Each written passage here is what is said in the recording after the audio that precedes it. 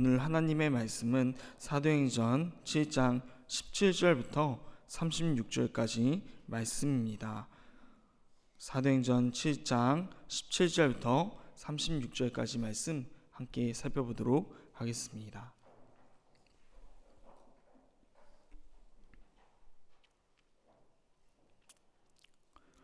이 시간 다 찾은 줄 알고 함께 다 같이 합독하여 보도록 하겠습니다. 17절부터 함께 보시겠습니다.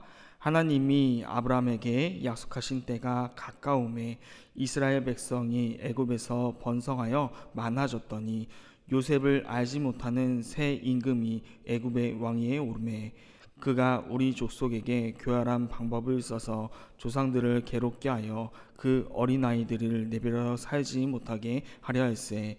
그때 모세가 나타났는데 하나님 보시기에 아름다운지라 그의 아버지의 집에서 석 달 동안 길리더니 버려진 후에 바로의 딸이 그를 데려다가 자기 아들로 기르매 모세가 애굽 사람의 모든 지혜를 배워 그의 말과 하는 일이 능하더라.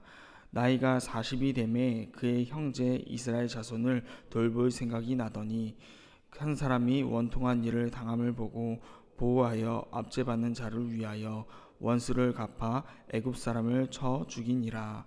그는 그의 형제들이 하나님께서 자기의 손을 통하여 구원해 주시는 것을 깨달으리라고 생각하였으나 그들이 깨닫지 못하였더라.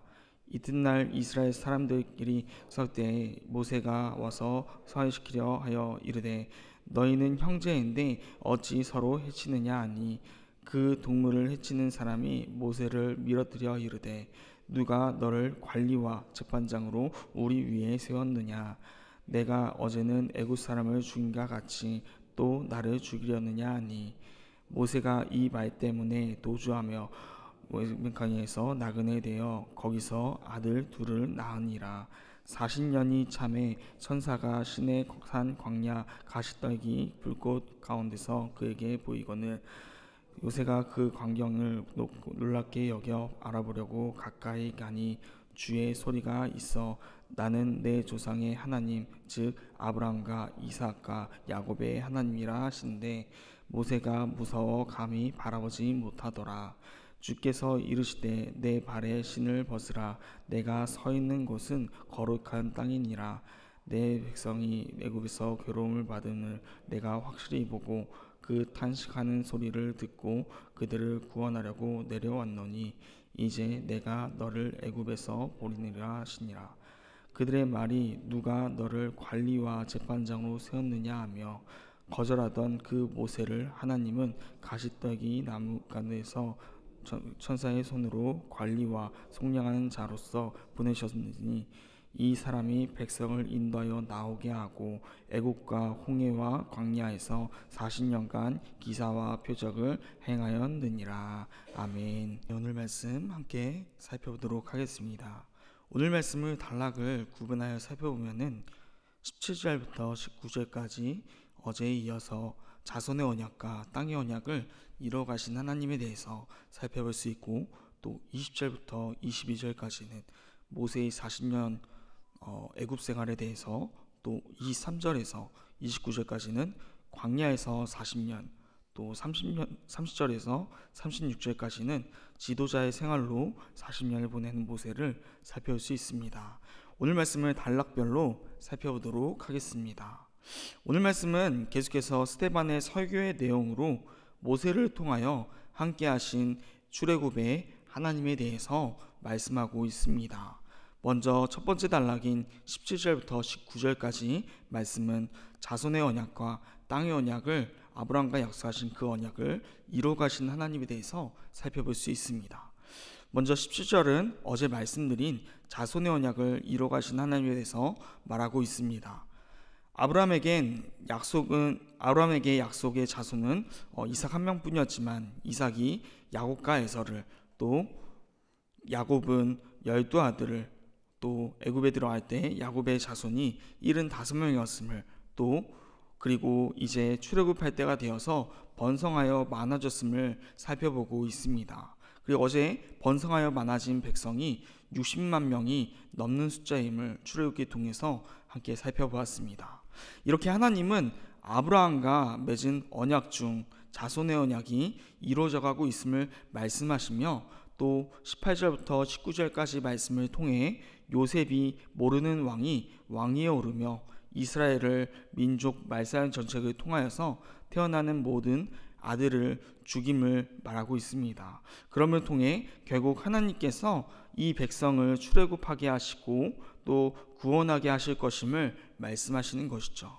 그리고 출애굽을 기대하는 것은 약속의 땅으로 나아가는 여정을 기대하게 하는 그런 것입니다.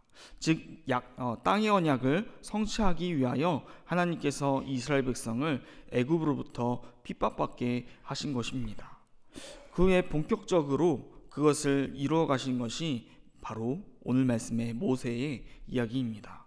오늘 말씀에서 스데반은 모세 이야기를 세 단락으로 나눠서 말하고 있는데요. 스데반은 모세 이야기를 40년으로 끊어서 애굽에서 왕자의 생활로서 40년, 그리고 광야 나그네 생활로서 40년, 또 광야 지도자의 생활로서 40년으로 120년의 일생을 40년으로 단위를 끊어서 설명하고 있습니다. 먼저 20절부터 22절까지 모세의 40년 애국생활에 대해서 살펴보도록 하겠습니다. 20절만 먼저 읽어보려 할 텐데요. 20절 말씀은 함께 읽어보도록 하겠습니다. 그때에 모세가 낳는데 하나님 보시기에 아름다운지라 그의 아버지의 집에서 석 달 동안 길리더니. 아멘. 20절 말씀부터 시작되는데 20절 말씀에 보면은 모세가 태어났는데 하나님 보시기에 아름다운지라라는 말을 합니다.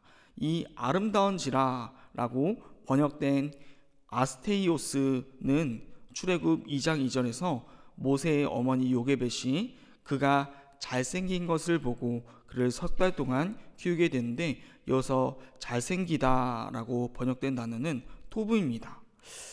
이 토브란 단어는 하나님이 창조하시고 보시기에 좋았더라 라고 말할 때 쓰이는 토브와 같은 단어입니다. 즉 요게벳이 모세가 잘생긴 것을 보았다는 말에 토브는 단순히 모세의 외모가 준수한 것이 아니라 하나님 보기에 옳음을, 또 하나님께서 미리 예비하셨음을 담고 있는 단어입니다.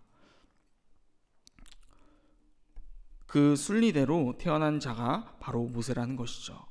오늘 말씀에서 스데반은 이러한 것을 알고 20절에서 하나님 보시기에 아름다운지라 라고 모세에 대해서 표현하고 있는 것입니다. 모세는 탄생의 때부터 하나님의 예비하심이 있었음을 우리에게 알려줍니다. 그렇게 하나님의 역사하심으로 모든 히브리인의 민족 말살 정책으로 죽을 때 그의 모든 히브리인이 민족 말살 정책으로 죽을 때 그의 태어남으로부터 하나님의 계획하심 아래 있던 모세는 석 달간 부모의 품에 자라고 그 후에 바로의 딸에게 가게 되어집니다. 이 또한 하나님의 역사하심입니다. 바로의 딸에게 양자로 자라며 그는 이스라엘 백성들을 이끌 지도자로서 모든 소양을 애굽의 왕자로서 배우게 되는 것입니다. 22절에 들어와 있는데요. 22절에 보면 이렇게 말하고 있습니다. 제가 한번 말씀드리겠습니다. 모세가 애굽 사람의 모든 지혜를 배워 그의 말과 하는 일들이 능하더라. 22절에서는 하나님의 계획하신 말에 모세가 애굽 사람의 모든 지혜를 배웠다라고 되어 있습니다. 그의 말과 일들이 능하였다라고 표현하는 것은 그가 애굽의 왕자로서 모든 지도자로서의 소양을 배웠고 또 그것을 명확히 소화해냈음을 알 수 있는 그런 표현이 아닌가 생각해 봅니다. 모세는 하나님이 키우신 탁월한 지도자였다는 것입니다. 그렇게 하나님의 계획하심에 따라 지도자로서 준비된 모세는 이제 많은 것을 채웠으니 비우는 작업을 하게 되어집니다. 하나님은 준비된 자를 사용하시지만 결코 교만한 자를 쓰시지 않기 때문입니다.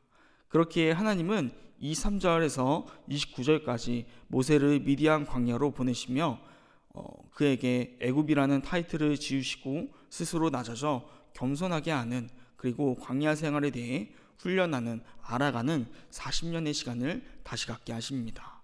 23절부터 24절을 통하여서 나이 40이 되어 이제 이스라엘을 자기 민족으로 생각하며 돌볼 생각이 들었다고 말합니다.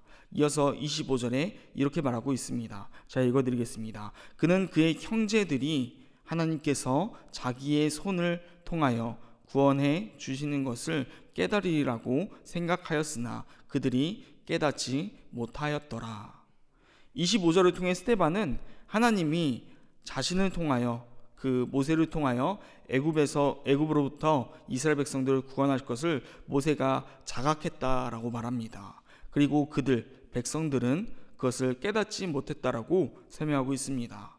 이것이 모세가 미디안 광야로 나아가는 이유가 아닌가 생각해 봅니다. 백성들이 깨닫지 못한 이유는 모세를 불신하고 인정하지 않는 이유는 그가 애굽의 왕자였기 때문임을 생각해 봅니다.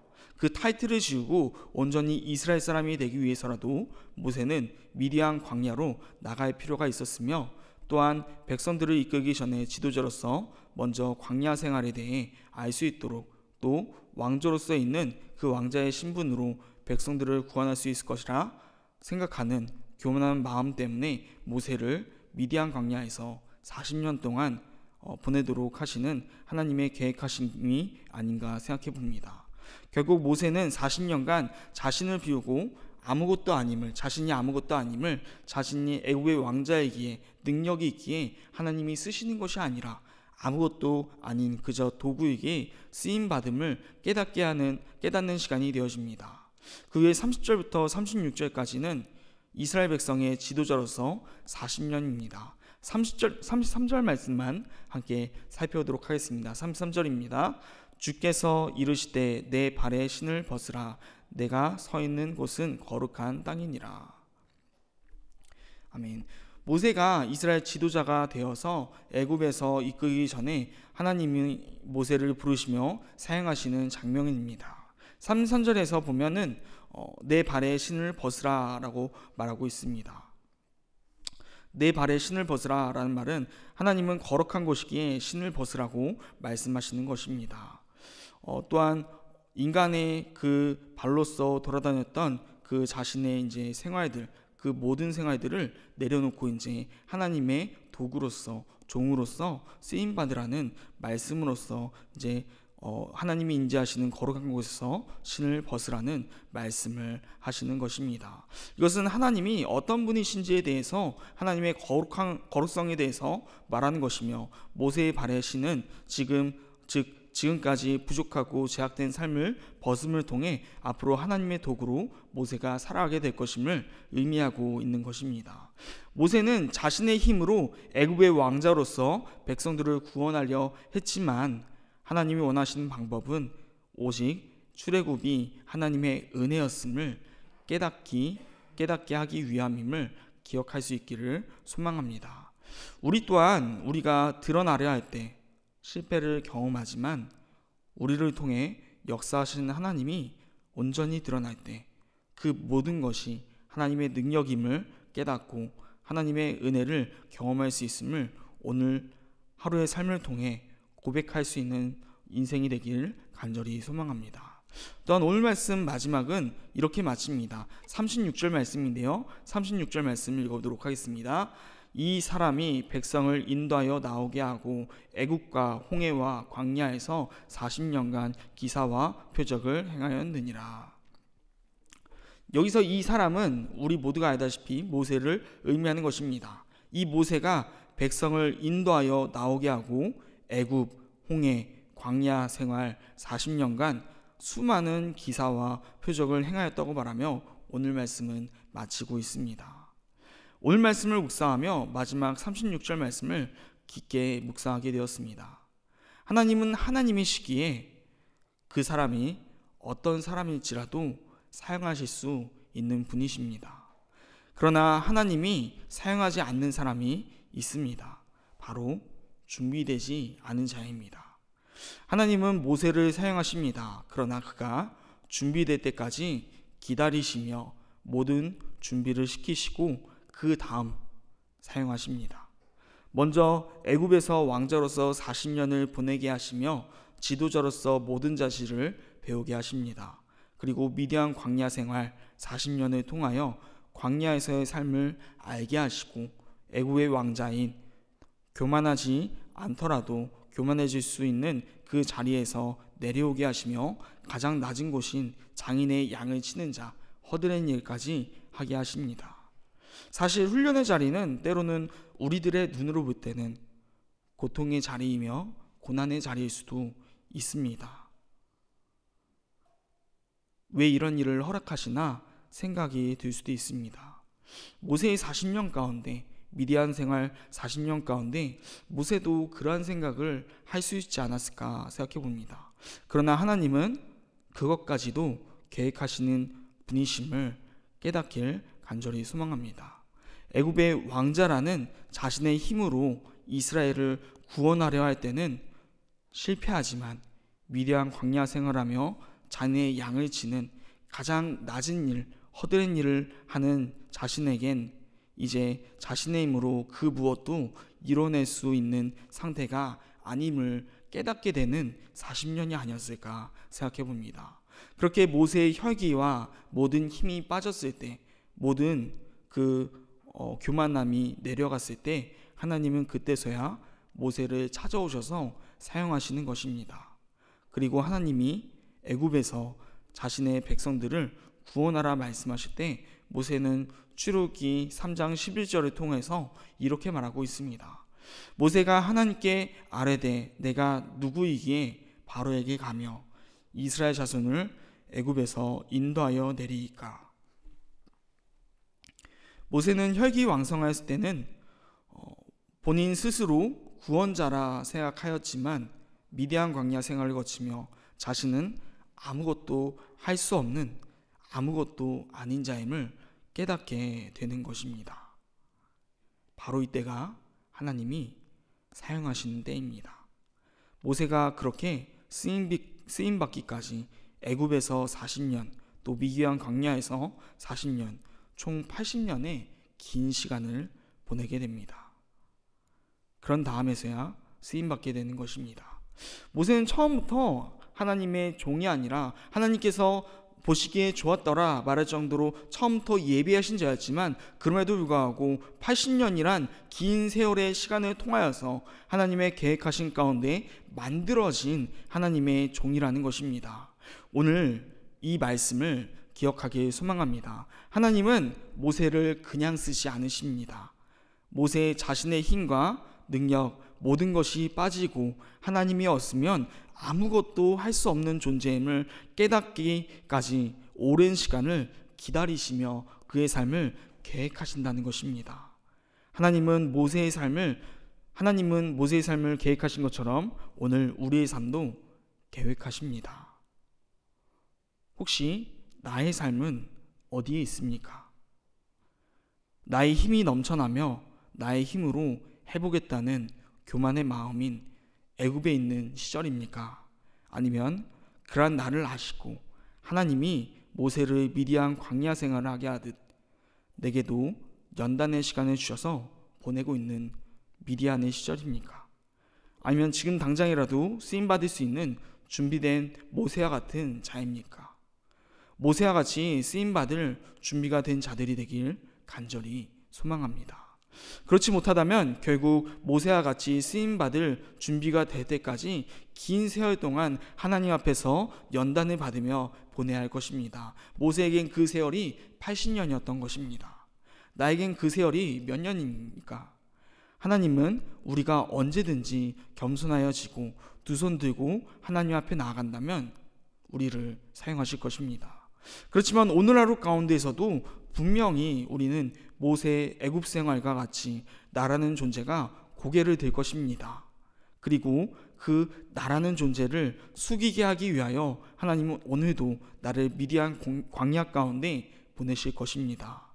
미디안 광야에서 벗어난 하루가 되시길 간절히 소망합니다.